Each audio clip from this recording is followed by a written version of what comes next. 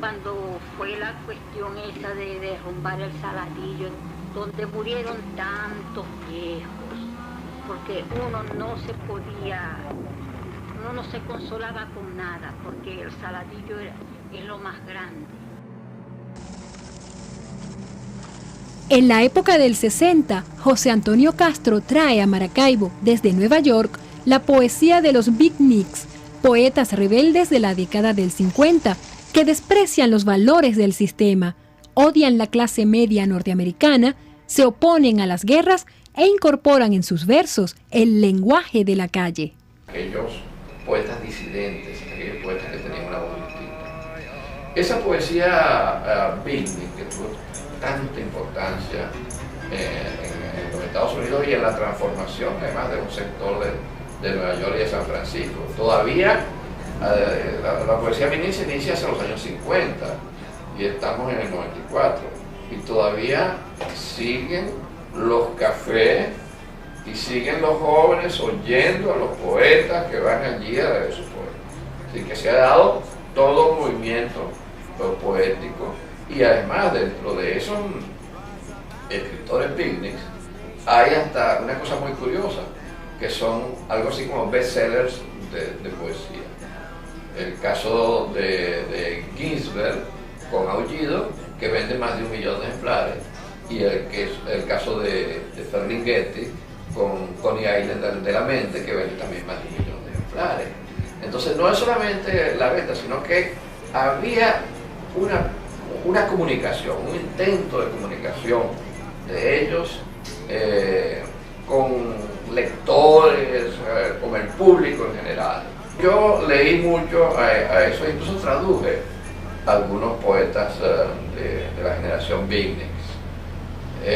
Uno de esos poemas que yo traduje es de un poeta que no es tan importante, pero que ese poema es muy bueno, que se llama Madre, de Robert Nichols, que es un poema muy interesante porque es el hombre viejo que se queja de que su madre no le pone atención, de que no es que le dice, no es que yo tengo un complejo de Edipo, pero tú te dedicas a tus cosas y no me paras. Y entonces ese poema yo lo traduje y fue muy leído en ese momento en el medio en Maracaibo. Incluso en Swing con Son de Alberto Áñez aparece un collage donde unos versos de Madre de Robert Nichols forman parte de uno de los poemas de Alberto Áñez. Entonces, claro, sí hubo para mí una gran importancia en esa poesía que es además una poesía que busca el lenguaje de la calle. Yo en Álbum para Delincuentes, si bien es cierto que hay algunos elementos de la poesía beatnik, yo no fui tan atrevido como fueron los beatniks en aquel momento, ni en el lenguaje ni en nada.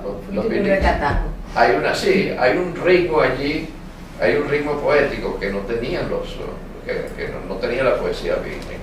Hay una especie de a pesar de que ese poemario se plantea como un poemario de ruptura, como un poemario revolucionario, irreverente en aquel momento, ese poemario, con relación a lo que se estaba haciendo en Nueva York, es un poemario conservador.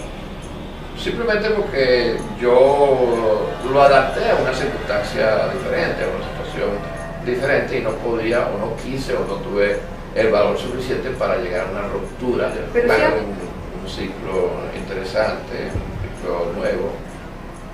Y es mi experiencia con un lenguaje coloquial para el poema, ¿no? A partir de ese momento yo utilizo o voy utilizando el lenguaje sencillo, el lenguaje coloquial, el lenguaje despojado de retórica, y voy haciendo una poesía, digamos, bueno, ya con esa estética, con ese objetivo estético. Pero para mí ese poemario fue muy importante. Alguien me decía, César Chirino me decía, que a uno lo identifican por algún libro. A ti te identifican por el autor de Álbum para Delincuentes. Bueno, Álbum para Delincuentes lo escribí en el 66, lo publiqué en el 66. había escrito en el 63. Entonces me sigue identificando. ¿Por qué me identifican con Algo para Delincuentes?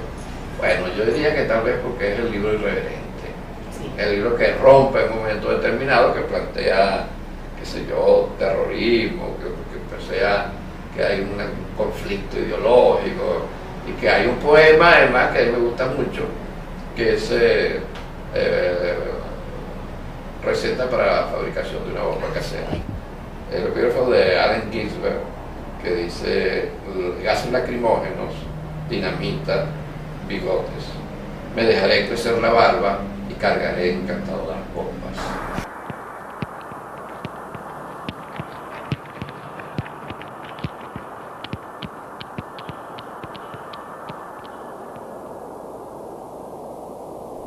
Yo quiero hablar de esta ciudad en la que vivo. Yo quiero reclamar por sabor a níquel de su aire. Yo quiero que mi ciudad se peine como una joven india y que el sol sea solo amigo de los fines de semana y que los peces salgan en las noches a pasear por las avenidas cubiertas de automóviles y que las heces sean incineradas en los templos en homenaje a nuevos dioses y que los edificios altos sean recortados como si estuviesen hechos de cartón delgado y que las casas verdes y amarillas de los pobres sean pintadas de negro en señal de pasajero luto y que el chorro negro del petróleo sea pintado de blanco para que ya no haya más tristeza en el corazón de los desposeídos y toda la ciudad pueda decir: mañana amanecerá la tarde.